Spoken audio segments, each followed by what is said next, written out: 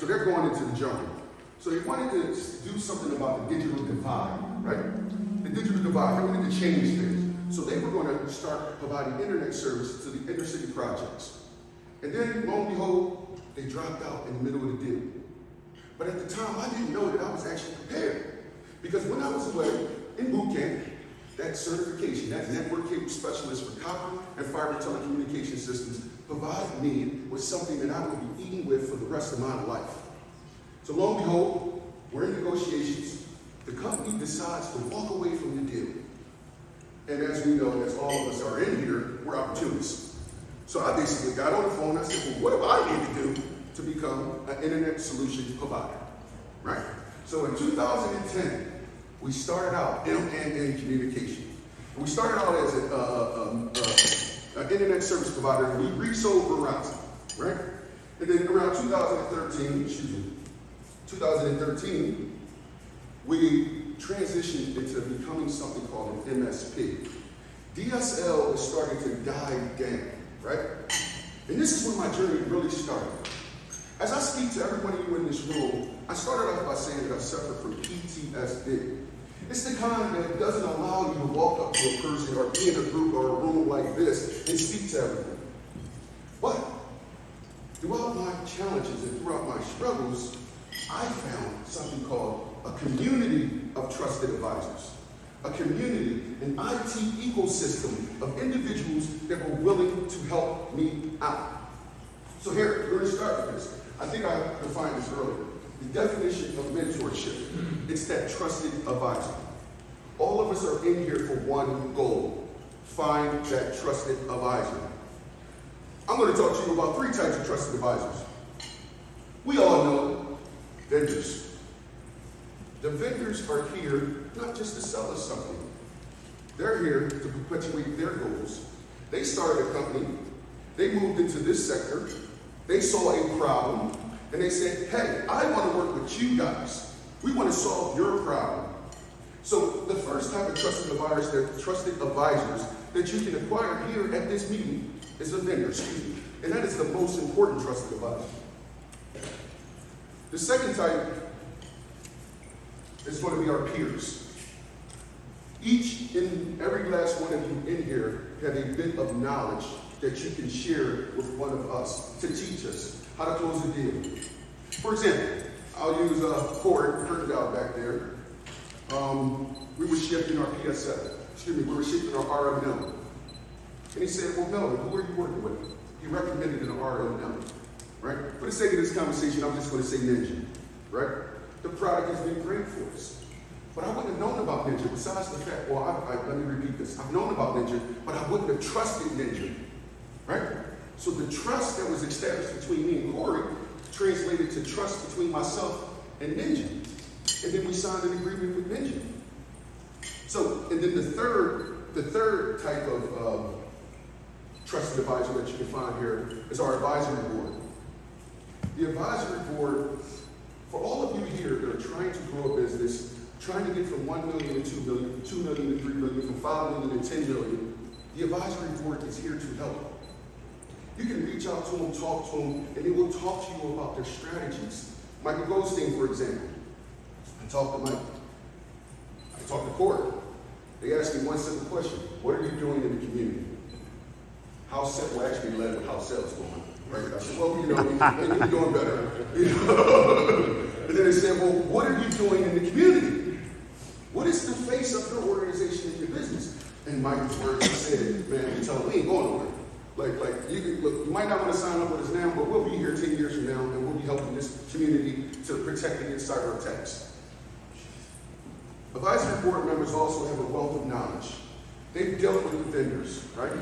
They've moved from the nostalgic period where we're all here at the conferences, and they've moved to the place where they've now built relationships with people, and they're willing to offer suggestions, right? Affiliate marketing, in a sense, right? We signed up for something called alternate payments.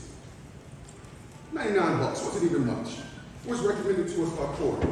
What was important about what was unique about alternate payments is that it really gave us a new, fresh image in reference to our billing. It gave us, not that we all want to do this, it gave us the ability to put people in collections. It made our company look more authentic. And I got that suggestion from Corey. So, with all that being said, we have the advisory board here, team, some of them here. So if you see any of them, reach out to them, pick their brain, learn a little bit about them. So to kind of get back on track, I'm placing these pictures here because this is what I think the true value of this conference is. The communities, the ability to learn, right? The ability to work with different people, the ability to grow, become the best version of yourself by sharing our shared knowledge with each other.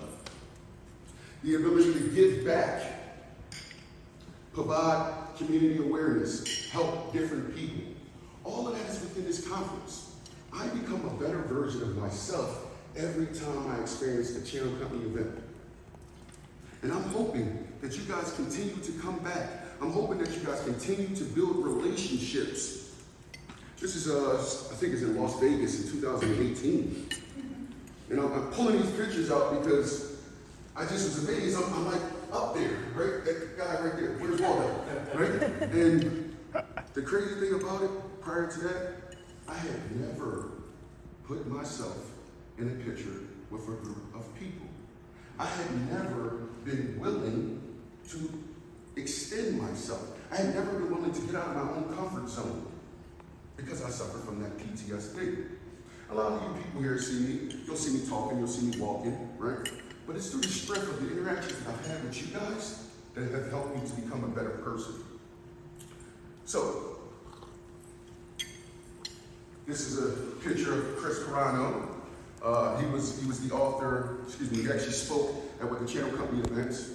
And I put this picture up here because it was very unique.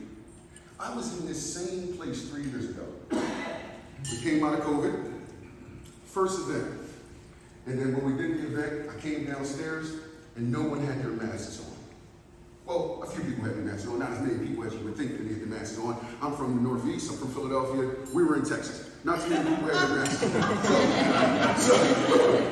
So at that point, the PTSD, I'm sorry, I forgot to mention, part of my PTSD that I suffer with, as well as relationships, is a constant thought of dying young, right? And that is because my father died at 22 years old. So I still feel young, right? So here, COVID, millions of people are dying. I put my mask on. I got on the airplane. I put my hand sanitizer in my book bag. I braved the elements just to see all of you. Just to see all of you. And during that time, I missed my first boardroom. I wouldn't suggest that for any of you guys, right? Look, I wouldn't suggest it. I really wouldn't suggest it. But because not everyone had their masks on, that PTSD kicked in, right? And I got afraid. And I ran up to my room, had a panic attack, started to lay down, started doing my different things that I do to calm my body down. And just when I got right there, the phone rang.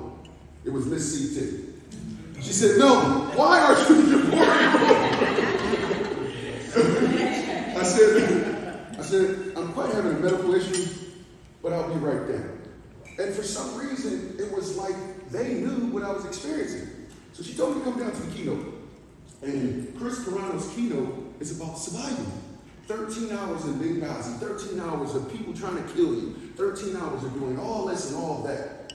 So in itself, mentally, I was going through a crisis, right? But I was able to get through that crisis by listening to one of the keynote speakers. So that's the key. We can get information, we can get relationships, we can get friendships, we can build business relationships. Corey, I'm going to use again, right? Corey builds business relationships. There's going to be a workshop Wednesday, and it's all about AI, right? Wes McDonald. I met Wes McDonald back in 2018. The faces stay the same. The relationships never change, right? So now what we're going to talk about, for me, is what is a trusted advisor? What does a trusted advisor look like in this room? What does a vendor look like that's a trusted advisor? How can they perpetuate your business and help your business grow? Do they sign you up for a contract and just call you about the invoice? Do they work with your team to help your business grow? Or is their bottom line to make sure that you're paying your AR each month, no matter where you are? Do they sign you for a 3-year contract and you can't get through implementation? Right? That's not quite a trusted advisor. The role of a trusted advisor as an organization is to help you do one thing: level up.